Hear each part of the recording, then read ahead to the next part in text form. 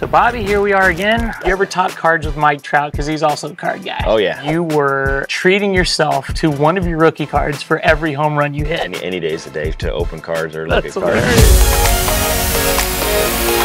Good to see you, man. Good to see you. How's your off season going? It's been good. Just been pretty much working out 5 times a week. Just started hitting again, and so really trying to get after it. Is there much downtime to take vacations and buy cards and do that sort of stuff in the off season, or is it pretty much still focused on training the whole time? There's a lot of other things. I feel like any day is a day to open cards or look at cards. I'm always on eBay even during the season at night. I gave myself about a little under a month after the season just to decompress. November 1st, around then, that's when I started kind of getting back going. And before then, I'm always chomping at the bit, just trying to get going, because I know I want to get another new fresh start at 2024. People say a 5-tool player, so I want to be able to keep the 5 tools, but then also stay mentally sharp as well. So that's what I like to call the 6th tool. The 6th tool. I like that a lot. So you said something last time we talked. I was mentioning to you that I was, picking up some of your rookies from 2020, the Bone First, and you'd mentioned that you were treating yourself to one of your rookie cards for every home run you hit. And I absolutely love that. I mean, that really says a lot about you as a collector. So did you do that for the entire season? For most part, every time I could get my hands on the cards I was looking for, I was trying to do a rainbow of the Topps update. 30 home runs was hopefully 30 cards. So at about 20, that's when it got a little expensive. I was like, all right, but I want to keep hitting more. It's a little incentive for myself, but yeah, it was a lot of fun. I imagine me being on eBay bidding against Bobby Witt for a Bobby Witt rookie card. Were there any cards that you weren't able to obtain because they were, bought before you could get to them, or it was just higher than you were willing to pay? Yeah, definitely. More so higher than I want to pay. I'm like, man, I'm not You're not that much for myself. Come on now. So you're talking about the clubhouse, and I'm hearing this more and more that genuinely a lot of the players on the teams are collecting together, whether they're trading or not. Or is that going on in the Royals? Oh yeah, definitely. It's a blast whenever Taylor Clark and Zach Greinke bring the kids in, and they got boxes of cards. I'm over there just kind of looking around, seeing what they're pulling or whatever it is. But it's fun to see. How does it go down? Do you walk in with a box of Topps Chrome or something? You're like, hey guys, do you want to open some packs? Some guys, yeah, for sure. Definitely at times on the road, you'll ask the clubby what's the best kind of local shop you go to, and then there's a couple shops we go to in Kansas City, and then so it's fun just to kind of mix and match, see what guys get and what they pull and everything. So it's a good time for sure. Do you have your go-to hobby shop in KC?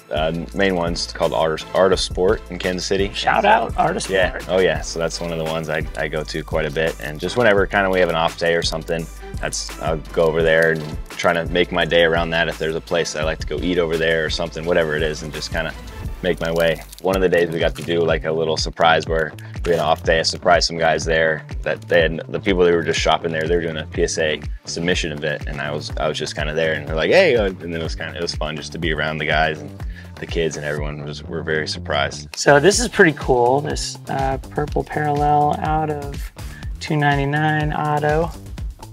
Oh, nice. nice. A good looking card. It's the first auto I've seen yet today. You pulled anything of note over there? This one out of the logo factor, Josh Jung. Oh, nice. Is Josh originally a DFW guy? I think he's from South Texas. Okay, got it.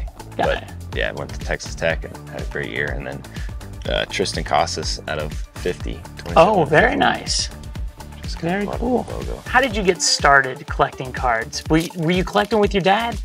Not really. I just that was my little go-to, if I'm good a week in school, whatever it was, go to Target or wherever, what store, and just get $5-10, go pick out whatever you want. I was just picking out the dollar cards, whatever one looks the coolest or whatever it is, and then looking back at it, and then going back during COVID, looking through my cards, I was like, wow, I got Mike Trout rookies. I got these rookies. I was like, wow, this is now a little investment. Dude, tell me you pulled a Mike Trout rookie out of your monster boxes that you'd had just set aside under a bed or something. Definitely, yeah. I had one. Wow, I didn't even know. I had it in a sleeve and everything. I had a case full of cards, and so I went back looking. I was like, wow. It's a big card, yeah. So it was cool. Got it graded. Ended up, I think, PSA 9. Now, have you ever talked cards with Mike Trout? Because he's also a card guy. Oh, yeah. Oh, yeah. No kidding? We've texted about it. We've talked about it. And his collection's unbelievable. He's got a good little Jalen Hurts collection. Just all his cards, too. And he said he's kind of working for his son to be able to collect with him, too, which will be awesome. Just growing the game and just seeing guys like that collect, it's pretty cool. Because I guess he asked when he came to Kansas City one year, was like, what's a good shop? And was asking another player to ask me, and I was like, hey, go here. And he's asking me, and then now we got to play with each other in USA Baseball. Very cool. We got a Salvi. He's the man. That's your dude? Yeah, he's always got a smile on his face, shows up to the clubhouse, same guy every day. You almost like feel special just to be a part of a team with him. And so someday down the road, no pressure, when there is a Bobby Witt III and he's out and he's probably a little baseball phenom at a young age, are you trying to get him into cards? Is that something you want to share with him? Definitely, no doubt. I think it'd be awesome to be able to not only have an excuse to go buy more cards, but be able to do it with him or whoever. So it'd be definitely special. That's so cool. Speaking of Mike Trout, got the refractor, the 1988 Topps refractor. I have a 5-year-old at home, and he is obsessed with cards at this point in time. Of course, his dad is obsessed with cards too. So naturally, he's exposed to a lot of sports cards. He has fun with them, which I think at his age, like that's what you're supposed to do. Oh, yeah. But then I've got also a little collection that is set aside that he doesn't have access to. Yeah. That when he's a little bit older, I'm going to give to him. And trying to put away some cards I think he'd really think were cool when he's a little bit older. I got a good little collection of my cool cards too, and stowed away in a box with all the PSA slabs or a lot of Mahomes rookies, and so that's kind of been the guy I've been going after. No kidding. Yeah. Does he know you're collecting him?